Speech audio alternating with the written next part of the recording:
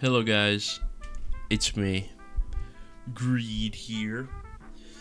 Today I'm talking about Season 17 and the matchmaking quality in it. I've made quite a few videos about Overwatch and the matchmaking quality, but I thought this would be specific to Season 17. My previous videos had just kind of touched on the general matchmaking quality throughout the entire existence of the game, but I want to talk about Season 17 specifically because it seems to have changed a bit in Season 17, and the match quality seems to have fallen completely off a cliff. Not that it was necessarily on a cliff in the first place, like it was high up and good, it's kind of always been garbage, but in Season 17 it seems especially garbage. Even in 5v5 and 6v6, both modes, it seems seemingly completely random. Now before, obviously, there was some semblance of Delta matchmaking, where you would queue up and you'd go, okay, well if I've got a shitty teammate, they've probably got a shitty teammate, so it kind of balances out a little bit, and although it did feel like garbage, and it destroyed the flow of the game, at least there was some semblance of balance involved. Now it just seems completely random. It doesn't matter if I'm in 5v5, which I don't really play anymore. I've played a couple of games of it since 6v6 came out, and maybe I just got unlucky, but it seems to be the same thing there. And if anything, it's actually worse there, because the role queue, meaning that if I've got a shit support, I just have a shit support. It is what it is. At least in 6v6 I can remedy that and go, okay, well then I can go a tank hero maybe, and go hog or ball, and then if the tanks are picked, then, you know, maybe I'll go, I don't know, maybe I'll go a support character. Like, it gives me options, but in 5v5 you don't get those options. If you're on DPS and you got shit support, it is what it is. Enjoy having no heals. And you can obviously remedy that in 6v6, so I don't necessarily think the problem is as big there. However, it is definitely still present. It's not uncommon for me to load into a game of ranked and then lose immediately in the spawn door. Right. I've said that before. A lot of higher ranked players have said that before, where you kind of load into a game and you'll look at who's on your team and you look at the enemy team and you'll just know there's like a 95% chance you've simply just lost before the spawn doors have even opened. And that's pretty present in 6v6 as well. And it's not always just because people have bad hero picks. Like, it's pretty rare for me to not either have triple support or 2-2-2, right? It's pretty rare for me to have more than 2 DPS. So that's not what I'm talking about. I'm just talking about player quality in these games are just not good, right? It's like, obviously, as you can see from my rank in this video, I am currently top 500, which is like mid-masters or something, maybe on the higher end of masters, and it's like, dude, these players are fucking garbage. When they did the rank deflation, they changed all the rankings, masters became the top 1% of the player base. Previously, it was like top 4%, or top 3%, something like that, right? But masters became top 1%, which was basically the old GM. Right, GM used to be top 1% of the player base. Now Masters is top 1% of the player base, I believe. That may be wrong. I'm pretty sure it is. But these are not top 1% players in my games. They just aren't.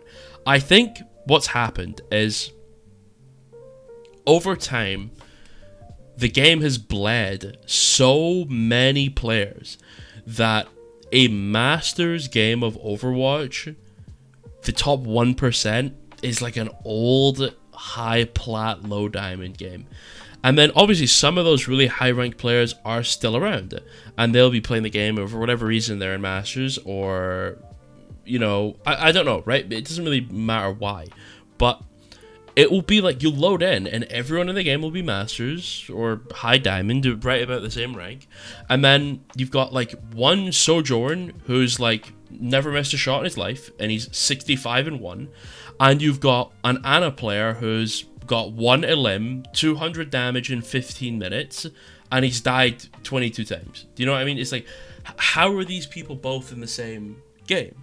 Right, and it makes a little bit of sense, right? Like, obviously the Ana doesn't have the same killing power as the Sojourn, but then there's other games where there's just casually a Bastion on the enemy team who's somehow like 45-2, and you're like, this guy's insanely good.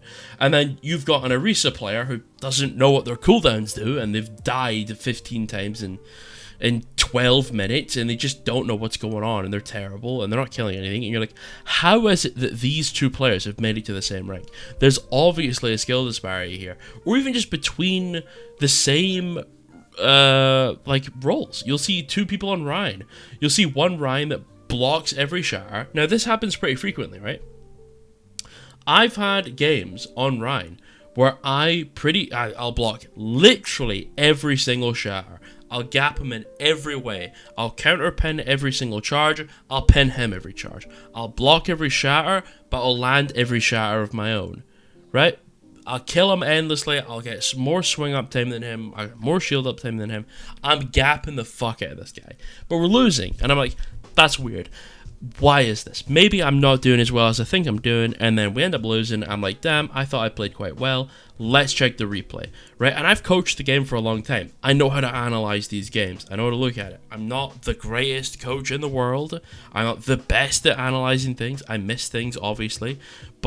And obviously there's going to be a semblance of bias, but I'm watching these games back, and it's like, I spectate their Ana player, and she's hitting every shot. Her positioning's fantastic. She's not wasting any cooldowns. She's positioning well to use her cooldowns efficiently. Good player, right? She's looking around her. She's very aware. She's fighting Tracer. Mid-Tracer fight, as she forces a recall, she turns to check on her Ryan, see what's going on. Re-engages with a Tracer fight.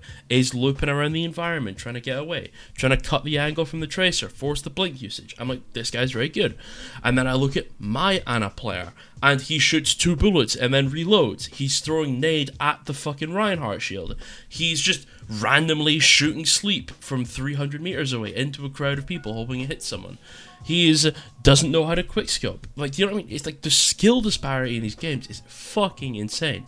And it's like to the point where it's almost concerningly bad, because it makes no sense to me that one top 500 or Masters level player is able to look like that. He actually knows what he's doing. He's got the skills. He's got the mechanical skill. He has the game sense. He's the understanding how to cut the angle. He's actually playing the game properly.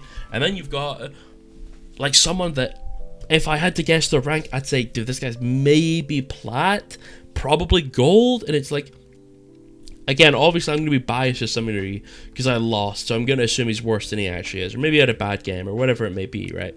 But when I watch it back, I wholeheartedly, genuinely believe in a lot of my games, I would say half the lobby shouldn't be there. Easily. Every game, half the lobby shouldn't be there.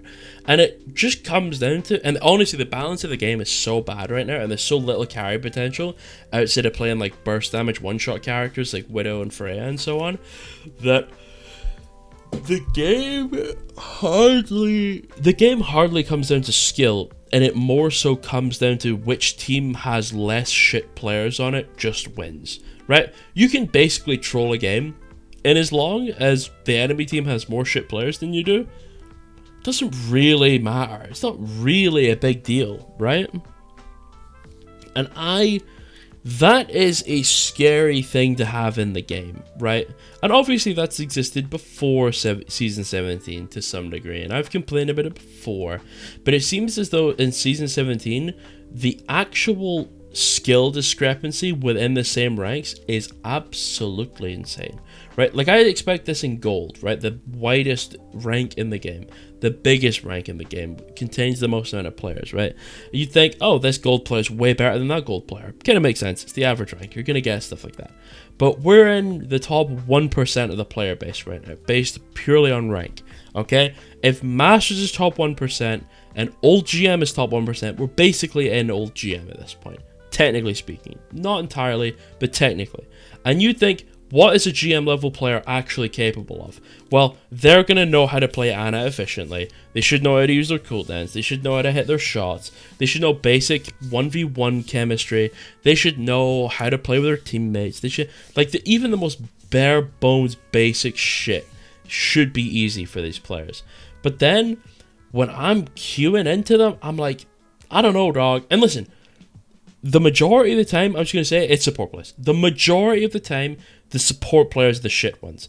The DPS are pretty hit or miss, and the tanks are pretty much always fairly decent, but the supports are consistently shit. And I think it's a balance problem, and I think they're boosted by the fact that their characters are overpowered, and I think the matchmaking is also garbage. And all of these things add together to be fucking unbearably shit in Season 17. But it is what it is. I love you all. I hope you have a good day. Mwah. Mwah. Have a good day. I love you all. Goodbye. Goodbye. Bye bye. Bye bye. Bye bye. Bye.